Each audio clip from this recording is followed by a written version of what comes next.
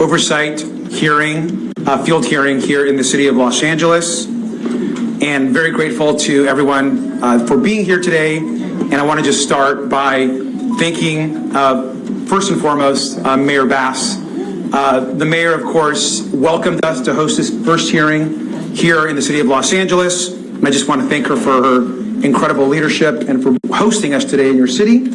As you can see, we have numerous members of both the Oversight Committee as well as from our Los Angeles delegation here, and I want to thank them all for being here. My name is Robert Garcia. I am the ranking member on the Oversight Committee, and I also want to thank the other hosts that we have here in Los Angeles as well. Particularly want to thank City Council President Harris Dawson and all of our members of the LA County Supervisors and certainly the entire council for their warm welcome. Particularly want to thank Congressman Jimmy Gomez. We are in his home district here in downtown Los Angeles, so it's great to be here with you as well. Now, we are here today because Oversight Democrats and Democrats across the country, and especially here in Los Angeles, are going on offense to protect due process and the Constitution. In Los Angeles, in Long Beach, in Chicago, in Phoenix, in Washington, D.C., in Charlotte, and across the country, Donald Trump has used ICE, DHS, and federal agents to bring terror, violence, and chaos to communities. He has sent mass agents into community after community where they have often assaulted innocent people, and as we know, not just immigrants, but also U.S. citizens. And they have arrested countless folks that are here working hard and American citizens that have had sometimes no idea why they're even being detained. They've devastated small businesses and families. They've held innocent people in inhumane conditions and deported innocent people, oftentimes without due process. Now today, Democrats on the Oversight Committee, joined by our outstanding colleagues in the Los Angeles Congressional delegation, are going to take important testimony for the record and also ask some tough questions. I can't express enough how important it is for us to take official congressional record and public testimony for us to have as we advance our work. I also want folks to know that today, the Oversight Committee and Democrats launched our official Oversight Immigration Enforcement Dashboard. It is now live online. This is something that I spoke about actually with Mayor Bass when we were last together here in Los Angeles. The Oversight Immigration Enforcement Dashboard is a dashboard that allows our committee to investigate and document and archive for the public record possible misconducts by federal agents, ICE, and DHS. We already have over 250 documented instances that are now live on this dashboard, and we're working with numerous organizations to also ensure that we are getting the right information on the site. Importantly is that the public can also now submit possible actions of misconduct on the site, and then they're reviewed by our committee, then to be posted for the public. We believe this is the only major oversight or dashboard around immigration enforcement that currently exists. And so we're really proud of this work, and I want to thank the staff and the community for working to put this together. And it is, as of this morning, now launched on the Oversight Democrats website. We, of course, are committed to holding agencies accountable to stop any sort of crimes and attacks on our Constitution. Now, today we're going to hear from elected leaders, leading experts on our immigration system, labor leaders, business owners, faith leaders, educators, and most importantly, the community. We're going to hear about violations of our rights and crimes being committed by our own government. And our message is clear. Donald Trump, Kristi Noem, Tom Homan, we are watching you, and we're going to ensure that we get justice for our communities. We will hold those that are breaking our Constitution and denying due process accountable. Now, the American people are also watching. In this country, no one is above the law, and the Constitution protects everyone. The Constitution clearly states that due process is afforded to all people, not just U.S. citizens, but non-citizens and others alike. All people in this country are afforded due process in our Constitution. Now, we've worked tirelessly to free innocent people, of course, who've been sent to different detention centers with no due process. Some of us here even traveled to El Salvador to highlight the injustice that was happening there to so many people that were sent to one of the worst prisons on earth. And we'll continue to stand up to this administration who are revoking even legal status for members of our community. We know that this is a nation of immigrants, and Donald Trump is attacking the very identity of our country. Right now, whether you are documented or not, whether you are seeking asylum at our border, or you have been here for decades, you could be targeted by this administration. Let me just finally, before I turn this over to the mayor, I just want to say this is also very personal, not just for me, but for so many of us that are immigrants ourselves. I came to the U.S. when I was a young child. I received the great privilege of becoming a U.S. citizen in my early 20s. I spent most of my life not knowing if I would have a future in this country. I spent my college years looking at my classmates in the same classrooms, knowing that they had a future of work. Well, I wasn't sure what my future would look like as someone that was not fully documented as a citizen. And I tell people that when I raised my right hand to become a U.S. citizen, that was the proudest day of my life. I'm grateful to this country. I'm grateful to the opportunity that it provides to those that seek opportunity with their families. And every single person in this country who works hard, who's doing right by our laws, should have the same opportunity that they gave to me and to my family. Now I want to turn it over to Mayor Bass for her to offer her introduction. Thank you. Thank you. Good morning, everyone. And let me just welcome those of you, my former colleagues in Congress who traveled here, who don't represent this area, but who came from other cities or other states. I want to welcome you to Los Angeles. So to Los Angeles leaders and representatives of immigrant rights organizations, community members that are here, and one thing that we are blessed by in the city of Los Angeles is that we have a very strong infrastructure of immigrant rights organizations, and those community members that are here with or without an organization, we appreciate you taking the risk to be here. And I particularly want to mention One LA who approached the mayor's office and suggested that we do hearings like this. But I want to especially thank our ranking member, Robert Garcia. You just mentioned in your opening comments you didn't know what the future would bring for you. Well, look at what the future brought for you. One of the most powerful positions in Congress that we look forward to you moving from ranking member to chair very shortly. But I want to thank you.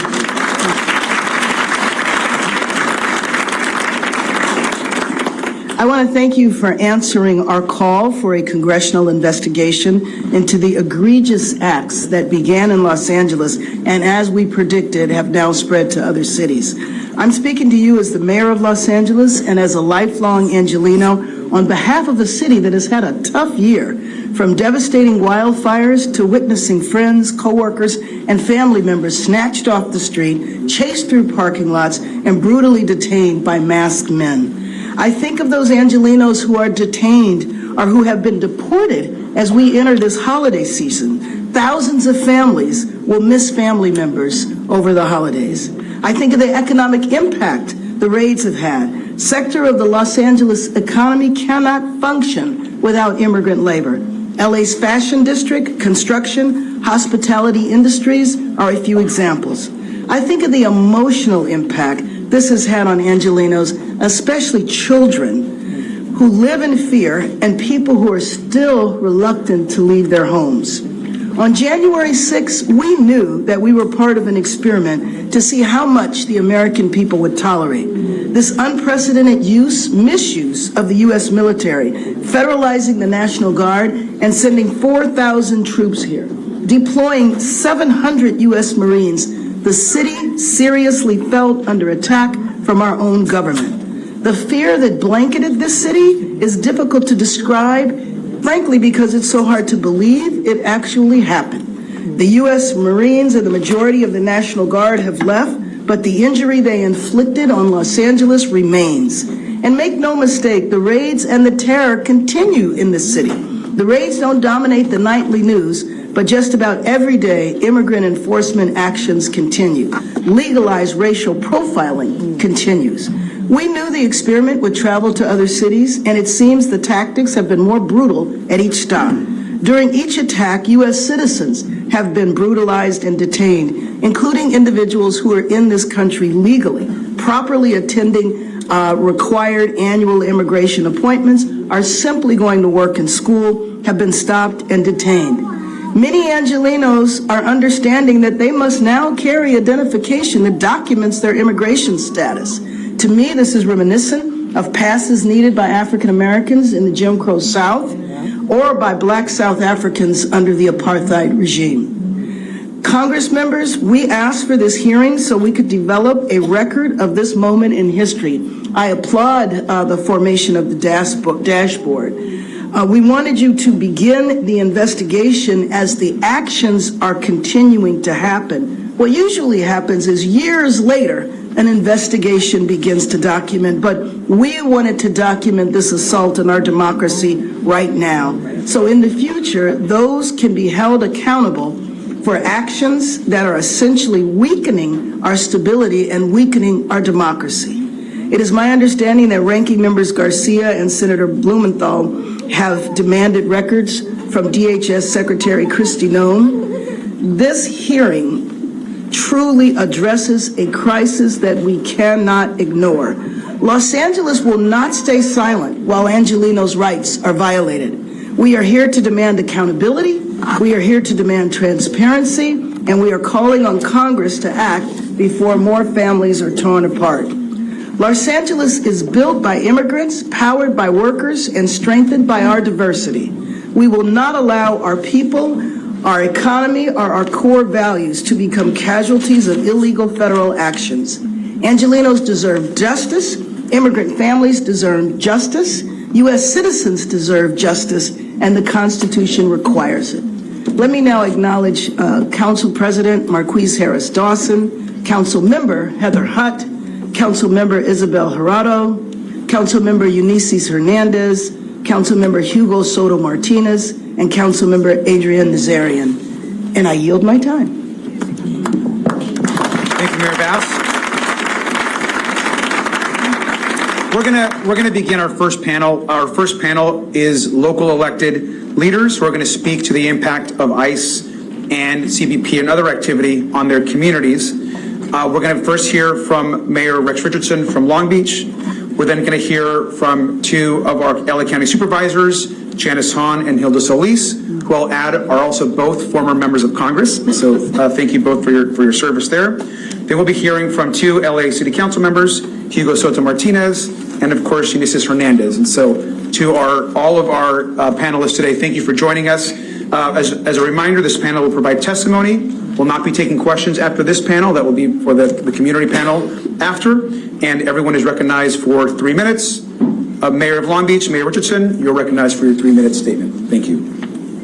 Thank you. We're going to get this mic. Okay, great. Ranking Member Garcia, members of the Oversight Committee, thank you for hosting this important hearing. My name is Rex Richardson. I serve as mayor of the city of Long Beach, California. I'm here today because what is happening in my city is not immigration enforcement. It is state-sponsored intimidation targeting families, workers, entire neighborhoods through discriminatory profiling, unconstitutional stops, and acts of violence. Long Beach is the second largest city in Los Angeles County, home to 500,000 people. The city built, sustained, and enriched by generations of immigrants from all corners of the world.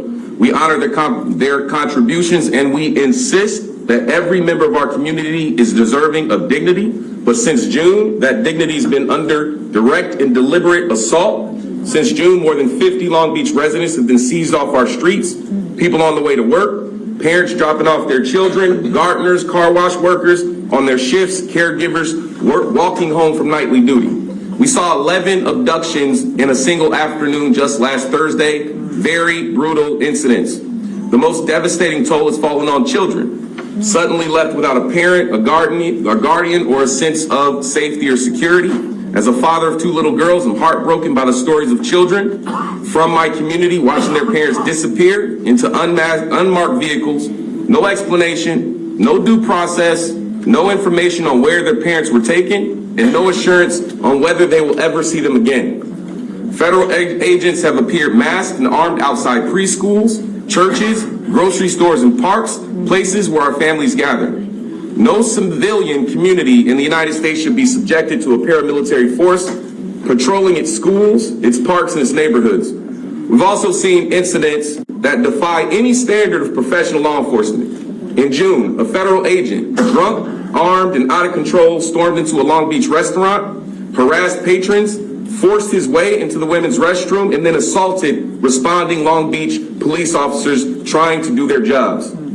His conduct endangered residents and our officers and reflect a complete breakdown in the discipline and oversight. Residents who are in this country legally have been tackled on sidewalks, pulled from bicycles without cause, no identification, no warrants, simply because someone looked like a person that they were hoping to find. This is not public safety, this is racial profiling, this is abuse of power, it's trauma funded by federal tax dollars and carried out right here on American soil. Long Beach has acted decisively to protect our community by funding legal defense and expanded Know Your Rights education, emergency financial assistance, mobilizing food and basic needs networks, establishing ICE-free zones on city property, strengthening our policies to prevent local involvement in discriminatory federal actions by city employees. What we see happening is an erosion of public trust. And if we tolerate government power being weaponized against one group, it opens the door for it to be weaponized against every group. So this is a dangerous slope. What is happening in Long Beach is now happening in American cities all across the country. So we need federal accountability. Congress must act to end the use of masked, unmarked federal agents in civilian neighborhoods, require warrants, transparency, and due process in all enforcement actions, investigate patterns of racial profiling, excessive force, and misconduct, ensure that no federal agency is permitted to operate in unregulated, unaccountable paramilitary force in American cities. And instead of wasting our taxpayer dollars on breaking our communities apart, Congress should focus on investing in things that make us safer, like affordable housing and health care for our most vulnerable families. We can choose an America that honors its founding promise that every person is entitled to life, liberty, and the pursuit of happiness, regardless of how they pray, who they love, or where they belong. That's the America that Long Beach is fighting for, and that's the America that this committee has the power and the obligation to defend. Thank you. Thank you, Mayor. I want to now, of course, thank Supervisor Hahn, who's also recognized for her 3-minute statement. Thank you. Good morning, of course, to my friend, ranking member of the House Oversight Committee, Congressman Robert Garcia, for holding this very important hearing. And thank you to all the members, some of you are my former colleagues, who took the time to be here to hear the stories of what our residents have been going through. The communities I represent have been terrorized by ICE since June. They hit Long Beach hard this past week, chasing down and tackling a gardener working at Polly's Pies, a Long Beach institution, in front of customers who were eating there. They raided a church. They questioned terrified parents waiting for their children outside an elementary school. They are not communicating with local law enforcement, and we know they are not targeting violent criminals. They're targeting people based on the color of their skin, or their accent, or the place that they work. And they are violating our residents' rights every day that they are on our streets. They raided a swap meet in Santa Fe Springs, and multiple witnesses said, if you looked Hispanic in any way, they just took you. In Whittier, ICE arrested a man walking on the sidewalk only to be forced to release him hours later because even though he was a Mexican national, he was here completely legally on a tourist visa. In October, they grabbed 3 men just out for a walk in LA County's Friendship Park in my neighborhood in San Pedro. When our LA County Parks and Recreation employees asked for identification, the ICE agents threatened to arrest them. And in July, ICE agents were caught on CCTV urinating at a Pico Rivera High School. These agents are behaving as if they're above the law. A community-led organization who is monitoring ICE work called the Harbor Area Peace Patrol has documented ICE agents swapping out license plates between their vehicles or taking their license plates off altogether. They cover their faces and refuse to wear badges or identify themselves. They pull people into unmarked vans at gunpoint and wonder why people are resisting their arrest. This is how an authoritarian secret police operate, not legitimate law enforcement in a democracy. I want this community to know the pain ICE is causing in Los Angeles County. The children who may never see their parents again, the families who are going hungry without breadwinners, the long-term residents deported to countries they barely know. Our Los Angeles County Board of Supervisors has taken what steps we can to protect our residents. We declared a state of emergency so that we can better respond to the devastating impact ICE is having. And next week, I will ask my colleagues on the board to vote on an ordinance to ban all law enforcement from wearing masks in LA County. We need your help. That is why this hearing is so important. We cannot allow ICE to operate above the law. We need Congress to be a check on the Trump administration's unlawful abuse of power. Thank you. Thank you, Supervisor. I'd also like to now welcome to give remarks our Supervisor Hilda Solis. You're recognized for 3 minutes. Thank you. Yes, thank you so much, Ranking Member Garcia and members of the Oversight Committee, as well as all the Democrats and certainly Mayor Bass for bringing us all together today. What we've seen in Los Angeles over the last few months, and what I know will continue over the next few years, requires that all of us need to work together with urgency to support our most vulnerable residents, especially immigrant families. We need to hold the Trump administration accountable for the harm that they've inflicted on our communities, including many citizens whose lives have changed forever. One of the most impactful raids happened in the 1st District in the city of Pomona. In that raid, federal agents arrested more than 20 day laborers. That's when this horror began. Since these raids started, I have passed over 15 motions, what are considered legislative bills at the County Board of Supervisors in response, along with my colleagues. This includes directing our county council to take legal action against the administration for violating the rights of immigrant residents. We supported Governor Newsom in his lawsuit against Trump's deployment of the National Guard. We joined the Perdomo case, attesting that immigration agencies are violating the 4th and 5th Amendments by stopping individuals with probable cause, solely relying on race, language, and location. We also joined 29 other local jurisdictions in a lawsuit against the Department of Homeland Security and FEMA to challenge unlawful conditions imposed by the administrations regarding grants that we receive from the federal government. And we filed amicus briefs in litigation opposing of temporary protected status for Nepal, Honduras, Nicaragua, Venezuela, and Haiti residents. We have to continue to fight this administration in the courts until we can ensure that every resident is guaranteed their rights and due process. Los Angeles County also has a sensitive location policy, and we're working to bring our schools and our hospitals into alignment with state legislation, providing protections for individuals at these sites. In addition, we know that these raids have significantly harmed our local economy, and that's why I commissioned a report from the Los Angeles County Economic Development Corporation to understand the economic impacts that these raids are having on the region. And according to their research, federal immigration enforcement in Los Angeles County during 2025 has triggered significant economic, operational, and community impacts, especially on small businesses, immigrant and mixed status households, and the region's service-heavy urban core. According to a survey of 178 business leaders from across the county, it is clear that fear and mistrust triggered by ICE activity are keeping people from public spaces and essential services. Businesses and nonprofits report steep drops in participation, loss of income, and family stress. Service providers describe shrinking capacity, reduced funding, and difficult trade-offs, such as ending programs or avoiding federal grants that carry risk. These pressures have reduced access to resources precisely when communities need them the most.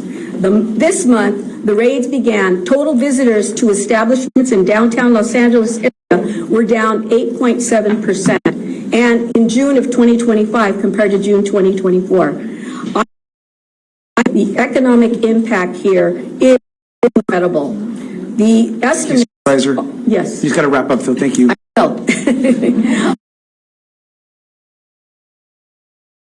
In Los Angeles County is over $840 million, $51 billion. Thank you so much. We have to have these raids.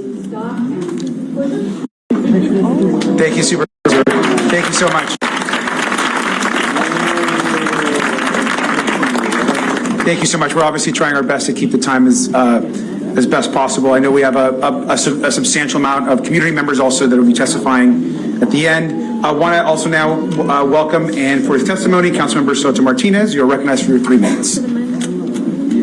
Thank you so much, Ranking Member Garcia and other members of Congress for holding this hearing. Thank you, Mayor Bass, for your leadership, my colleagues and peers here today, and the community organizations and individuals doing the work on the ground. My name is Hugo Soto Martinez, and I proudly represent the 13th District here in the city of Los Angeles. It seems surreal, but it's been more than a year since Donald Trump took office, and yet the effects of his authoritarian and anti-immigrant agenda have already created a lifetime of traumas for people across the country. In many ways, Los Angeles has been the testing ground for his brutality. We felt it when the raids began here, and since then we've witnessed families torn violently apart, our leaders brutalized on live television, U.S. citizens arrested with no due process, and the illegal use of our nation's military to intimidate and terrorize our communities. In my district, which includes Hollywood and proudly serves some of the city's largest immigrant populations, what we have seen is brutality for brutality's sake. A U.S. citizen and PhD student thrown to the ground and arrested without any regard for his constitutional rights. A street vendor, mother, and community leader held for 4 months in detention as her physical and mental health declined, with no regard for her humanity. A father torn away from his family and held in freezing conditions, fed sometimes raw or rotting food, and his wife now forced to take care of their 5 children alone, afraid to leave her house to get groceries or even to go to work. Our communities are suffering, and it isn't just those being arrested and detained. Our businesses relying on the labor of immigrants are also suffering. Tourism has been hurt by federal policies that discourage both international and domestic travel. Commercial corridors that were once vibrant now feel like ghost towns.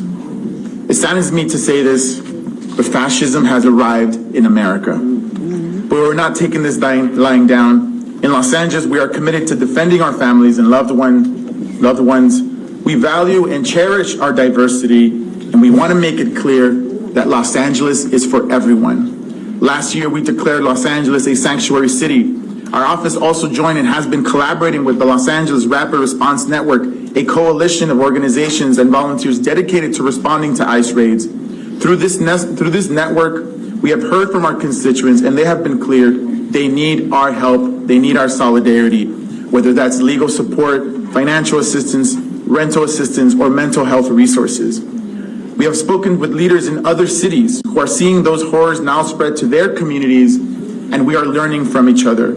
And now, under the leadership of Bass, we are proud to team up with our congressional partners and support these hearings so that the suffering we have been forced to endure witness can hopefully inspire others into action, because we need people, businesses, and organizations across the nation to join us and resist this slide into authoritarianism that the president has put us on.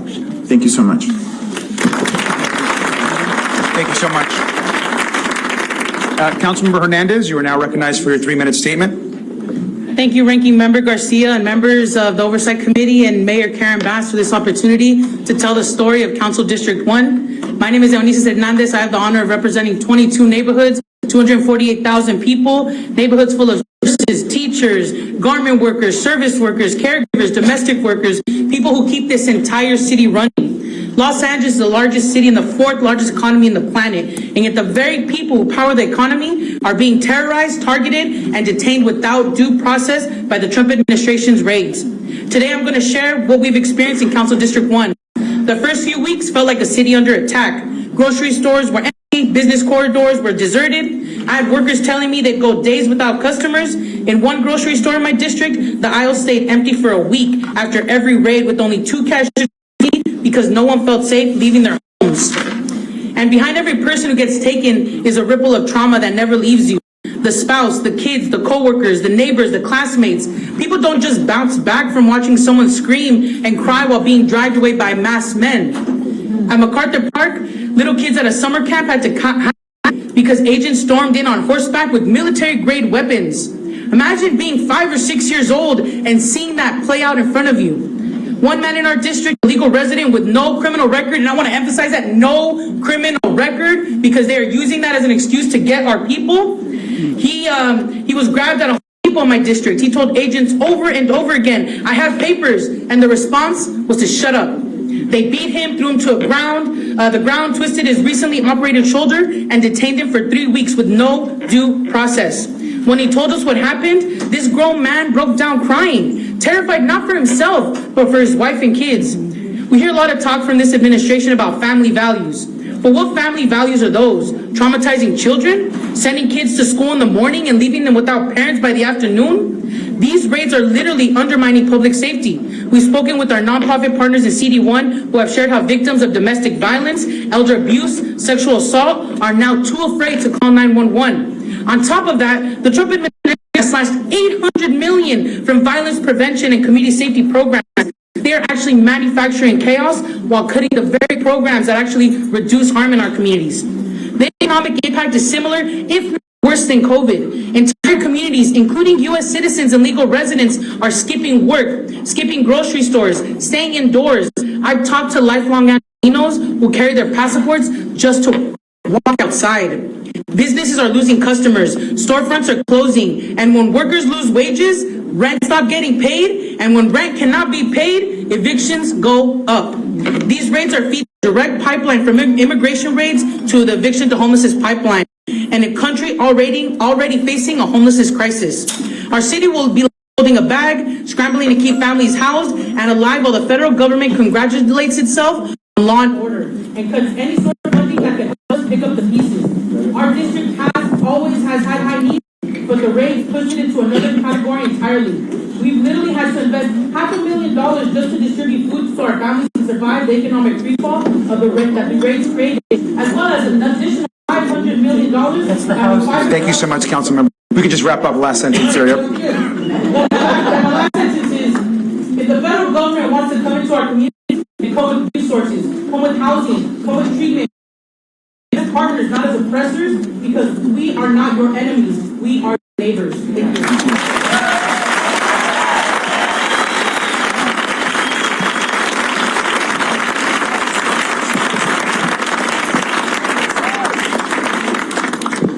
Thank you very much. Obviously, both the committee and our LA delegation, everyone here just really is grateful for all of your testimony. We appreciate your perspectives and your stories. What we're doing now is we'll briefly pause to switch our panels. We'll be going into our experts panel and the opportunity for members to make statements or obviously ask questions. And in between those two panels, if the members can stay here, we're going to be doing a quick press gaggle in between these two panels, and we'll be moving into that second panel. Thank you so much.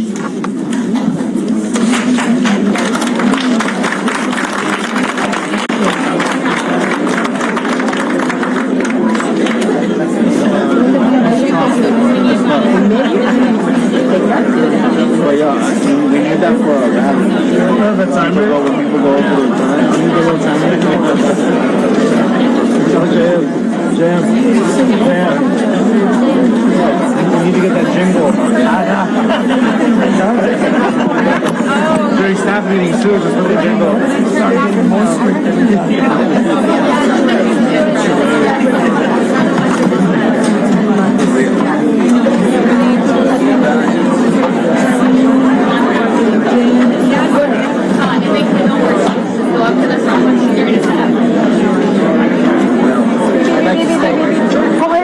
No. Perfect.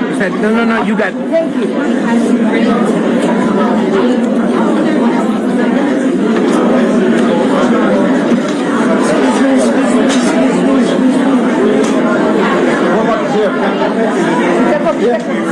Perfect.